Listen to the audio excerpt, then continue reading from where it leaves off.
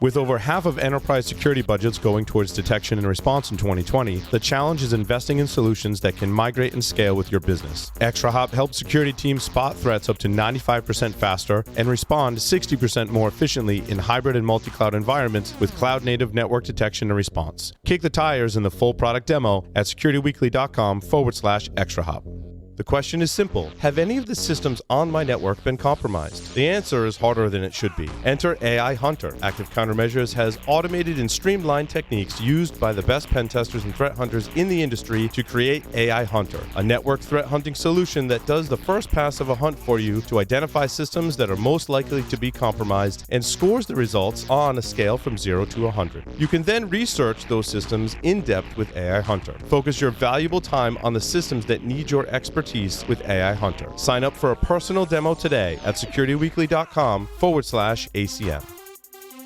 Welcome back to Business Security Weekly. I am your host, Matt Alderman, joined by Paul Asadorian. We are looking for high-quality guest suggestions for all of our podcasts to fill our Q3 recording schedule.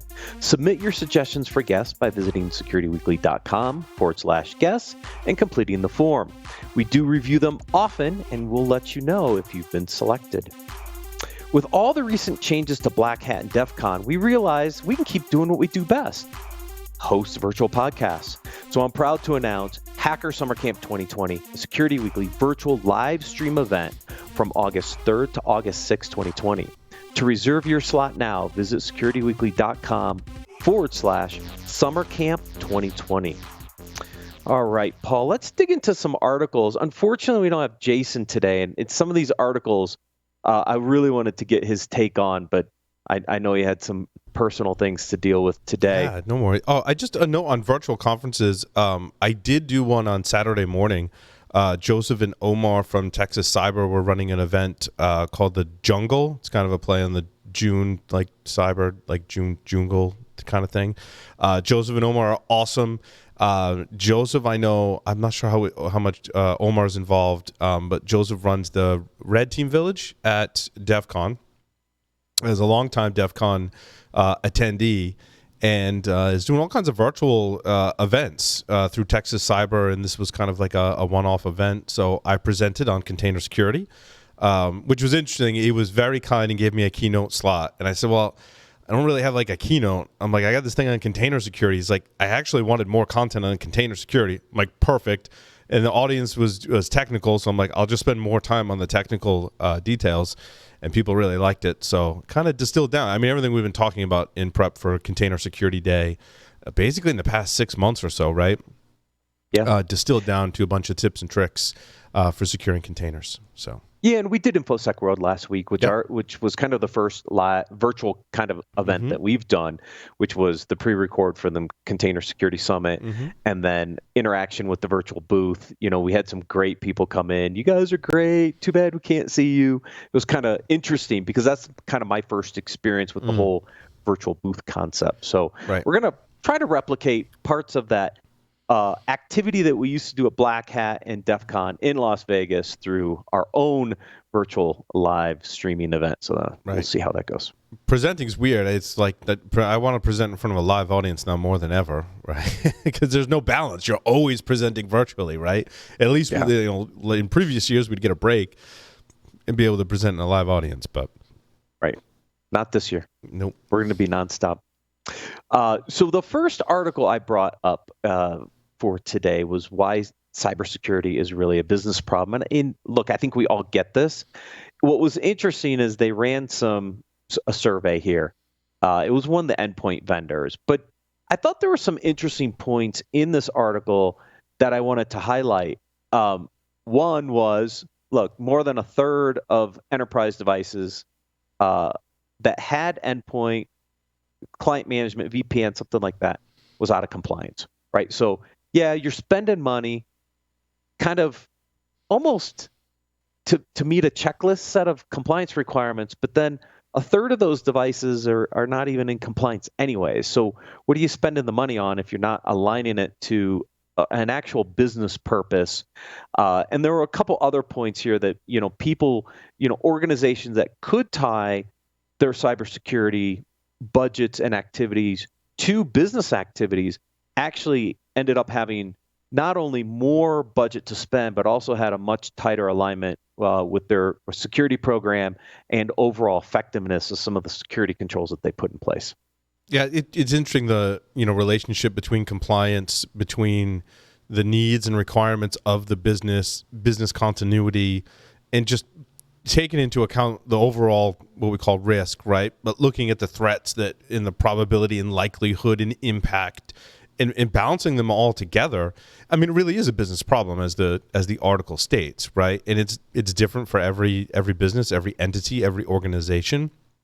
And you have to basically roll your own program. There's a lot of interesting, areas in security that are applicable to different people, but not all, right? How the U.S. government looks at security, or a government looks at security, how the government helps your organization or not, right? I mean, some organizations want more help, some want less help.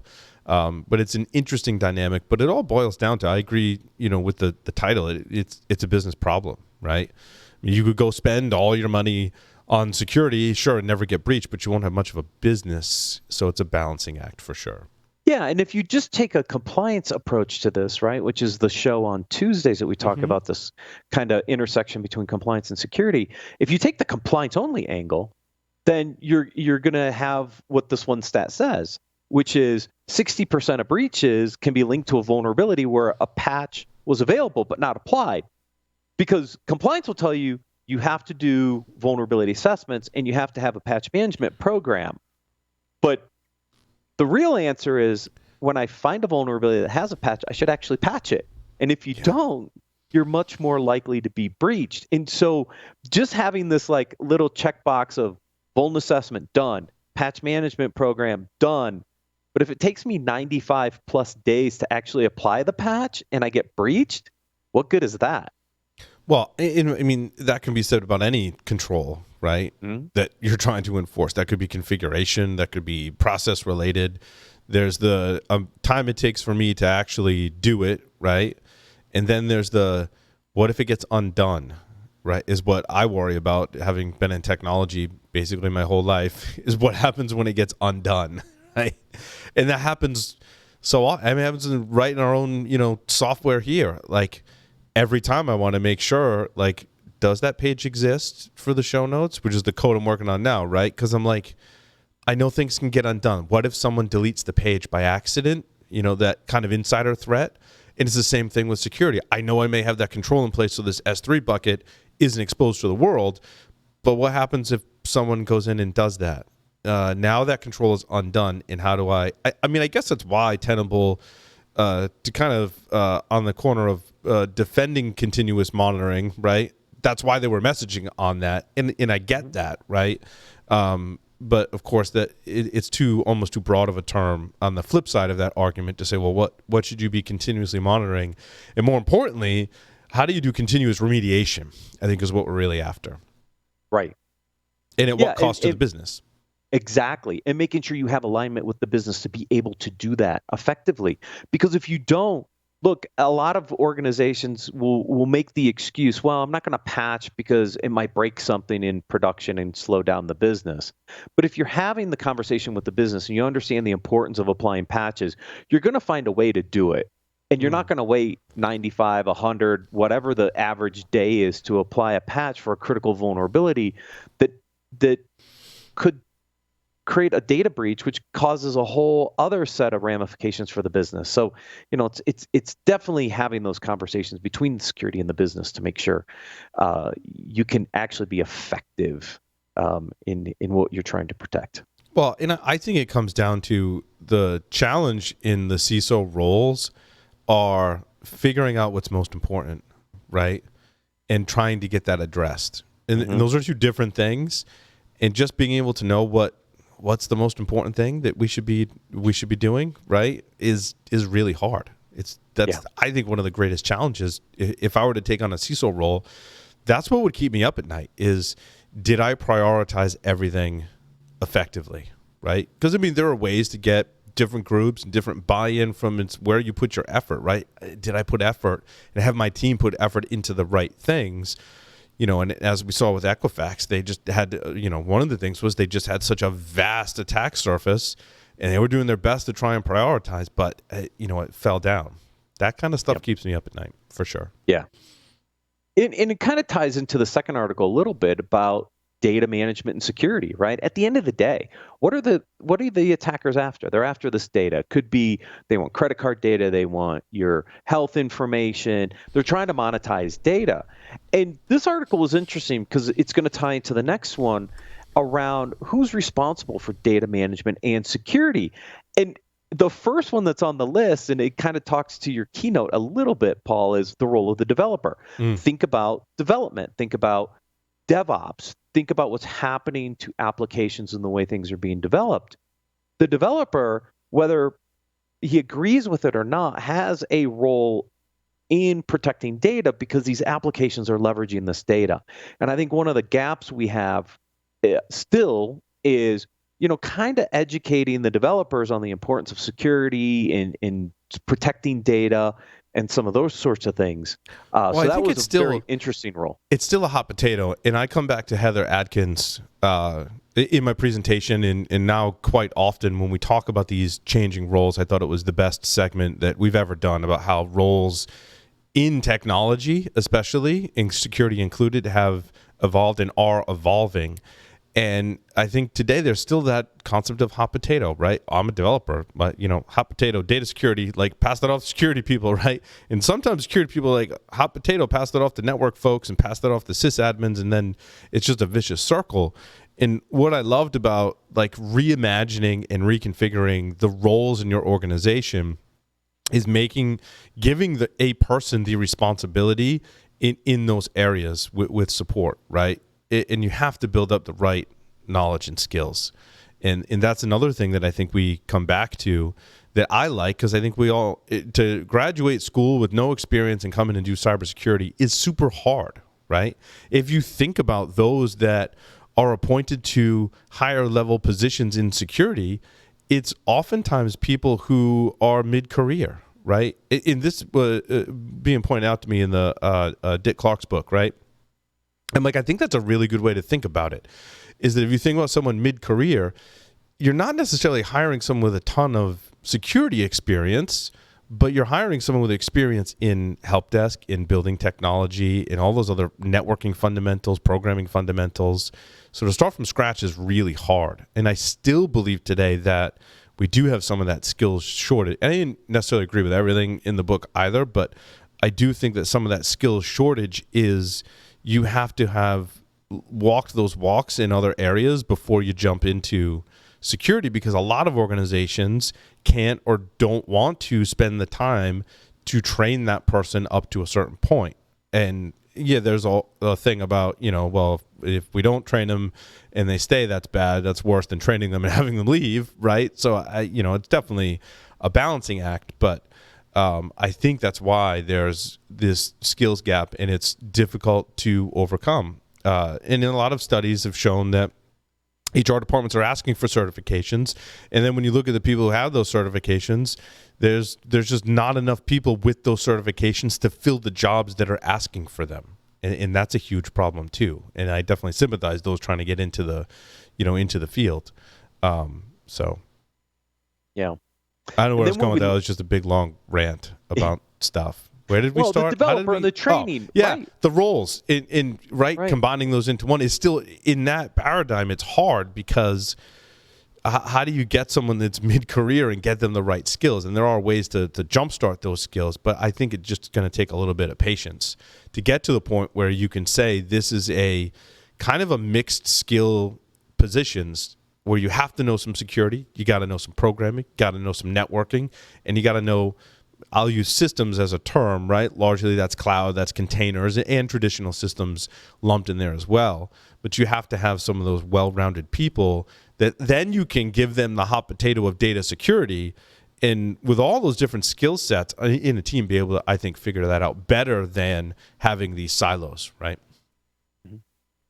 Or you can just hire a chief data officer and make it their responsibility to do it, but you're still looking for that needle in the haystack, to your point, right? Because think about what a chief data officer has to understand now. Right. If you're going to combine that into its own separate role, which is one of the 4 roles that's identified here, is somebody that understands data privacy, data security, but also offensive attack requirements to say, how do I protect this data from the attackers? I mean, that's a pretty hard role to think about as well. And then you bring in the government. I don't think, the government, they might have part of a role here in certain areas. That one was kind of a little out of left field in this article for me is, Right. I don't want the But think government about to deal with my data. even Heather's concept of a reliability engineer. Reliability can speak to a number of things. Reliability means my data is not getting stolen, my systems aren't going down, my systems aren't crashing, and my systems are maintaining the latest software to prevent against all of those things. It really encompasses many of the things that we'd love to have in a role that speaks to improving the security posture of your business and your applications, and perhaps your users too. Yeah, agreed. This next article was the 10 chief data officer trends. And the reason I pulled this article in is it ties to the other one on the data side. But I think these same trends we're going to see from the security perspective as well, because we're in this really dynamic environment right now. And I think whatever the C-level execs are seeing at the CIO, CDO, the chief risk officer, chief security officers, they all have these same kind of challenges and trends that are going on. And I thought it was interesting to kind of go through the list to see, how are the C-levels making adjustments in their role and their strategies going forward under these really unusual conditions. And so the first one obviously is navigating a changing situation. Obviously we've got what was kind of centralized workforce to a highly distributed workforce. How does that impact data security and security in general? It obviously makes a lot more challenging. And what's going to happen with my roadmap, right, for the technologies I was going to deploy or not deploy? A lot of shifts going on right now in all these roles, trying to figure out how to handle this very unique situation. I think, I don't know, for whatever reason, I'm reminded of the DevOps and Phoenix project, kind of model, in that it's great to have chief risk officers, chief data officers, chief security officers, right? But if what they're learning and studying and recommended is not being funneled back into the process and process improvements aren't being made, we're just always going to be in the same state, right? And I for whatever reason, I go back to the Phoenix project, right, where you want to improve the manufacturing process, and the changes they made that trickled all the way through the entire organization, that as a whole greatly improved performance and the integrity of the products, right? And we need that in software and IT today. We don't need the, hey, we're doing these things wrong like we've done traditionally in security. We're doing these things wrong. We're doing these things wrong, right? We need this to be a process that funnels back in, that actually affects change in the organization. And that's the hard part. Yeah, I think it's very hard. And I think it's very hard for us as an industry to think about, wait, we've been doing these things the way we've done them forever. Mm-hmm. Why don't we rethink it? And why don't we think out of the box differently to say, how would we integrate security in to other parts of the business, which includes data and all these other areas, and stop just doing the same thing over and over and over again? Because how much progress have we really made, Paul, in the last 15, 20 years? We keep buying technology, we keep layering controls in place, but yet we still see massive data breaches. Is what we're doing actually working, or do we really need to rethink the mousetrap? And I think DevOps gives us an opportunity to potentially do that. Yeah, but it gives I'm not us, sure that everybody's there. It gives us some tools, but there still needs to be a process. And I still think we're unraveling the security as a process kind of mindset, right? What does that really mean, though? And you go back to the organizations that, in experts' opinion, that have evaluated the security, the better organizations, have tools in technology and processes, but they've got like great teamwork, right? And just a way to instrument and automate and work together as a team to achieve that result of when someone's trying to get into our stuff, like we know about it pretty early. It's either blocked or we know about it pretty early on because we know we're not going to block everything.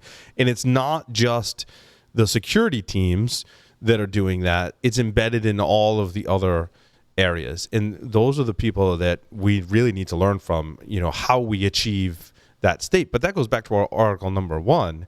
How do you implement that type of process and balance that with your business? Mm-hmm. Right? Because largely these organizations are probably financial organizations where their spend and their time and effort is based on their revenue and what they're protecting, and just by math they're getting a larger budget. Right. Yeah. It kind of ties into this next article, the 6 reasons why strategy fails. There's just really interesting points in here, right? You brought up, I think it was point number 5. Let me find it. No, point number 4, poor coordination. Right? Yes. If you have good coordination between the teams, you identify this really early in the process. But if you don't have that coordination with the other groups, then you're going to fail, right? And then it talks a lot about leadership here, leadership styles, just the difference between different values at the leadership team, where conflict gets created in the strategy, which the strategy falls down, right? So as you think about what you were just talking through, Paul, I mean, this article really starts to highlight aspects of how important leadership, coordinating across the different teams are so important to executing a strategy, like making security process-driven, not tool-driven. Right. I really think that's more, and I think that DevOps and containers in that aspect has a lot of potential, but we can't underestimate the number of legacy applications that we have out there, which I think gives a lot of our security industry a lot of thriving from that, because you can't just go back and readjust everything, right? You've got legacy stuff out there. You've been using technology longer than some of these newer techniques, tools, and processes have been around. So I do see a turning point, but the amount of legacy stuff we have out there is just staggering. Yeah, not only legacy stuff, sometimes it's legacy people. When we think about it, right? We're used to doing things a certain way, and we have to look at ourselves sometimes in the mirror and say, wait, maybe we should be doing things differently, and that will help. And I think a lot of that has to do with the various levels of leadership in an organization, aligning priorities and executing against those. Otherwise, it's not going to happen. Yep. I mean, you can make everyone read Who Moved My Cheese, but that's part of your leadership strategy. It can't be the whole thing. Like, I want to change stuff, so everyone just read this book, and now we're off to the races, right? It doesn't work that way. Yeah. It can be part of it. Part of it, but not all of it, yes. I brought in this communication one, how to successfully do an email negotiation. The 10 points in here are pretty interesting when you think about, wait, can I do all these right now? So they give these 10 tips on how to better negotiate via email. And the first one is, well, meet face to face. Well, okay, I guess you can do a Zoom or a Skype or something like that and have that face to face. But it's not the same. So there's aspects of these first couple points where it's like, ooh, that's a little tough right now if you're thinking about using email as a negotiation tool, because you really can't meet face-to-face, build some level of rapport. I mean, you can try to do it on a Zoom call, but I'm not sure that's as effective as getting face-to-face together. Then schmooze before negotiating. Where are you going to schmooze? All the restaurants and bars are closed down. So how do I schmooze the guy on the other end? Yeah, I think schmoozing is part of it. I don't know. There's a great book, Never Split the Difference, right? That's the best. That's a work that you have to read multiple times. Chris Voss, awesome on negotiating. And my advice would be to read that and apply that to email, right? Because that's really what it boils down to. I think one of my favorite strategies in email is making it about the other person right? That's a page, actually directly pages out of Dale Carnegie's How to Win Friends and Influence People. And one of the big lessons that I personally took from that book was, don't make it about the person on the other side. Don't make it about yourself, right? And that's a huge lesson. And I think that does carry over into negotiating, right? And you see elements of that in Chris's book as well. And I think Chris's book is really about getting down to what the other person wants, right? And finding the common ground and not splitting the difference, right? And the whole book is really about not splitting the difference and why that's bad, right? And that's often how we go into negotiation, especially in something like email, where the communications is in fact limited, right? There's no audio, there's no video. It's really just text-based email. So that would be my recommendation. We've talked about that book quite a bit in years past, but still a very valid work for negotiating. Yes, definitely. This last article I brought in was the top 5 cities for tech. And it breaks down the highest salaries across the board. And I don't think anybody would be surprised. San Francisco is number 1, New York, Seattle, Los Angeles, and Austin, Texas. Austin's got a pretty robust tech scene and tied with LA in there. But Denver was in here. And one of the things I see locally here in Colorado is a lot of influx of folks and companies into the Denver area, because the average salaries here are a little less than in these other cities. And you're starting to see companies migrate into the region to tap into some of those resources. And is that largely cost of living related, Matt? Partially, yeah. But we've seen the cost of living, go up dramatically in Colorado over the past few years. And so, in some areas, it's on par with some of the California cities, to be honest. But yeah, you've got big tech companies. Wasn't the hope that legalization of marijuana would help offset some of those to control cost of living? But it sounds like that hasn't been necessarily the case. Maybe it slowed it down, or? Yeah, well, not necessarily. In certain areas, yes. Like in the ski towns, you look at some of the things that's going on there. That environment's very different than what you see in Denver, Boulder, in the larger cities, right? Where you are seeing still a ton of influx and cost of living going up. Right. And a ton of influx causes cost of living to go up, right? Essentially, yeah. Housing keeps going up, up, and it's crazy. It's almost like California and some areas of Colorado, but you can still tap into some really good technical resources at a lower price point. So you see a lot of people looking to move companies here. Amazon's got a big facility here. Google's got a big facility here, and you're seeing other tech companies bring in. So I thought it was great for people to kind of get a gauge on, based on where they live, what's the tech. If you're going to start a new company, you're looking for talent, these are some interesting areas to look at. Toronto was I think the cheapest on the list, which I thought was pretty interesting. Well, I always thought it was interesting too, being on East Coast, if you're going to work from home, oftentimes you do have to travel back or travel to places. And of course, going all the way to the other coast is a long trip. There's something to be said to living in the middle of the country. Like I'm jealous, Matt, when we travel respectively. I'm like, Matt's always got like half the travel time because he's in the middle of the country, pretty much, right? Yeah, I'm pretty close pretty close though. I can get, within a few hours, right? I'm pretty much equidistant to either coast. So if you are going to work from home, that's a good point too. You're gonna that's part of your strategy, right? Yeah, I get up at 7 a.m. I'm online by 9 a.m. Eastern, right? I try to keep working East Coast schedule. Yep, and you can do that. Cross over into the West Coast. But folks that are on either side of the coast trying to keep those hours with a 3-hour time difference or international is tough. Yeah, much harder. Definitely much harder. Paul, thank you for joining me for this segment. Thank you, everyone, for joining us. We'll see you next week on Business Security Weekly.